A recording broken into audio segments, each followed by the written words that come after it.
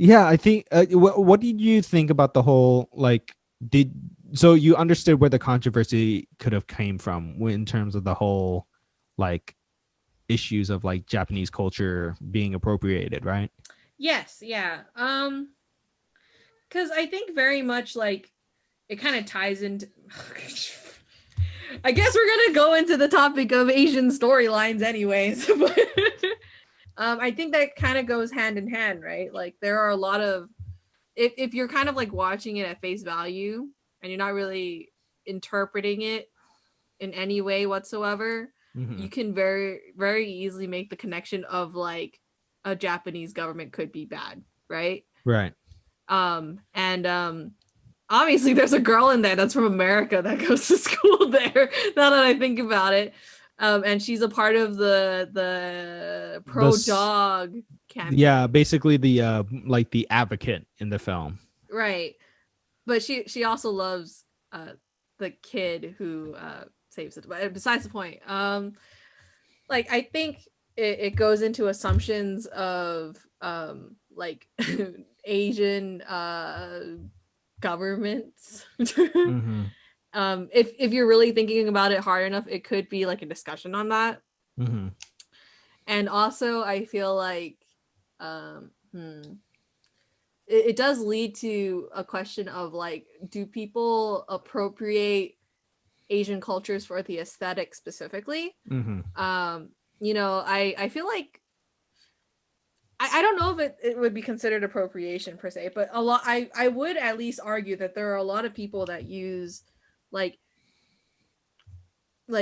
certain things that you would considered Asian as like an aesthetic, right? Yeah. Like for example, I would say like there's a music video for Nicki Minaj that came out a couple years ago, and it's called Chun Li, right? And it has like Oh yeah, yeah, I a remember lot that. of that kind of imagery. And if you're really thinking about it hard enough, you could argue that it is appropriation of a culture Mm-hmm. because it's dwindled down to the fashion styles and stuff related to Chun Li being a character. Mm-hmm. And it's very hard to kind of figure out what would be considered as appropriation and appreciation, right? Mm-hmm. Because obviously like people are still having issues with that now, but like There's a it's lot of just yikes going around. yeah, I feel Yeah. like I don't think that issue will be solved anytime soon, if you Right. ask me. Like Right. it's going to be there for a while.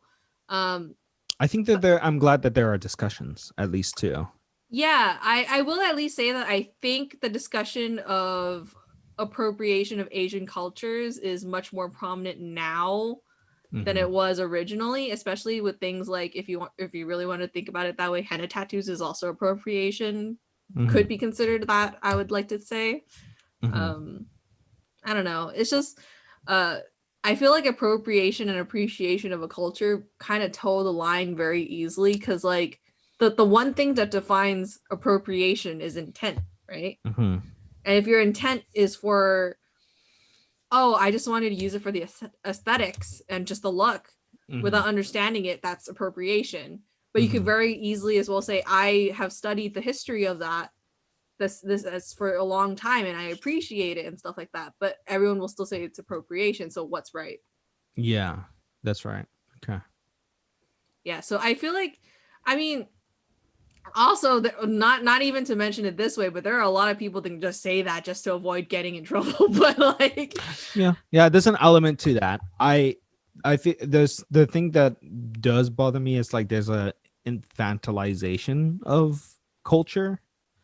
I think to uh, some degree, Isle of Dogs does play into that. Like you like boiling down a culture to like very basic things. You know, like when you like when it comes to Isle of Dogs, it's like the rigidness of Japanese culture versus the youth movement, and like there's this different things like sumo and sushi, and like that like they're like always conflated with just Japanese culture, but like this is a civilization that has a broader context that goes back thousands of years, then hmm, different periods and different art styles and different things that can constitute as Japanese culture, but it's only been boiled down to some sort of set things. Yeah. you know.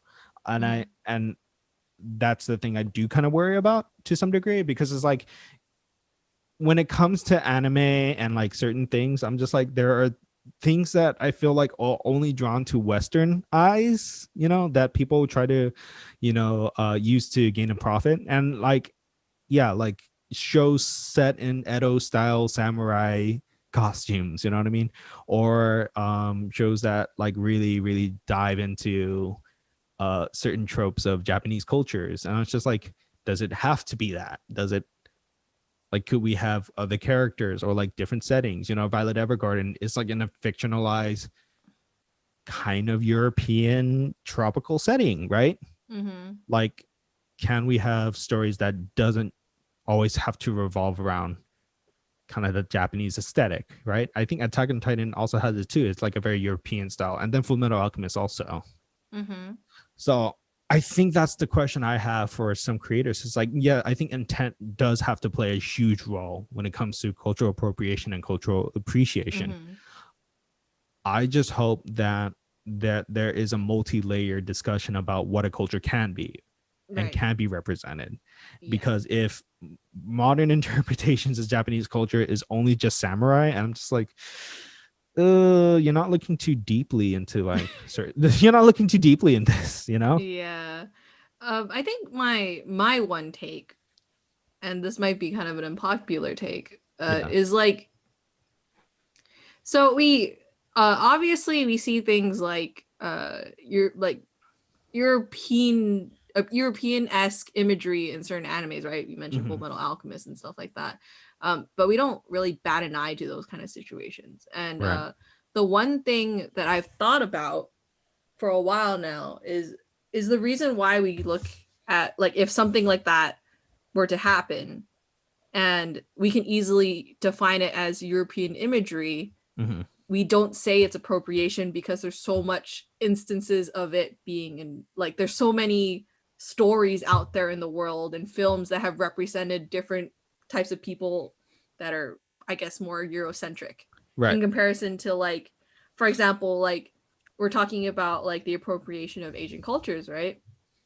We haven't had a lot of Asian films being made so far, Hmm. or at least any mainstream ones, right? Like right now, I'm pretty sure the main couple of like images we have is that we have really cool light up cities with neon lights, Right. kung fu, uh we're fucking rich.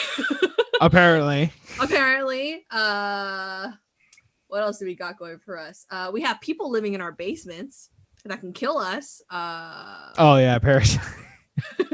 Right? So like we don't have a lot of different stories of, like Asian countries being out. Oh my god, and not even to forget, we have a guy who won the millionaire. Oh, David Chang. No, Who? Slumdog Millionaire.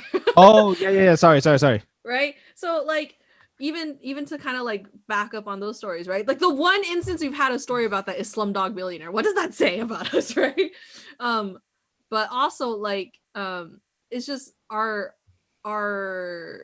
the stories of people of color, I feel like especially Asian cultures is not as broad as other people of color. Like I'm pretty sure there are more instances of people being seen in different roles, but for Hmm. Asians in particular, are the roles that depict us as people have been limited very much so by like the constraints of what becomes popular and what doesn't. Right. And so um I guess my point of contention would be like, if we lived in a world, like Hmm. hypothetically, where there was equal representation of all different ethnic groups in our films and media, would we have had as big of an issue with appropriation as we do like in this current situation? I think that might be a loaded question, but I can have a response. I mean, that this is just like It's obviously there's no answer to it, but hmm. it's very much like a hypothetical, right? Yeah. Because a lot of appropriation comes from people not, I think like it boils down to like boiling a ethnic group down to certain stereotypes. Right. But for example, like if we're talking about like Eurocentric images of people and places, there's so many examples that you could use. Does that count as appropriation if like it's used in an anime?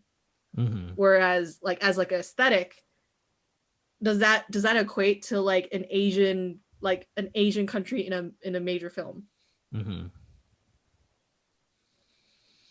Because that it basically is like the same situation, right? It's like Right. you're using the imagery of an Eurocentric nation, like it would be kind of like the equivalent of using Asian imagery, Mm-hmm.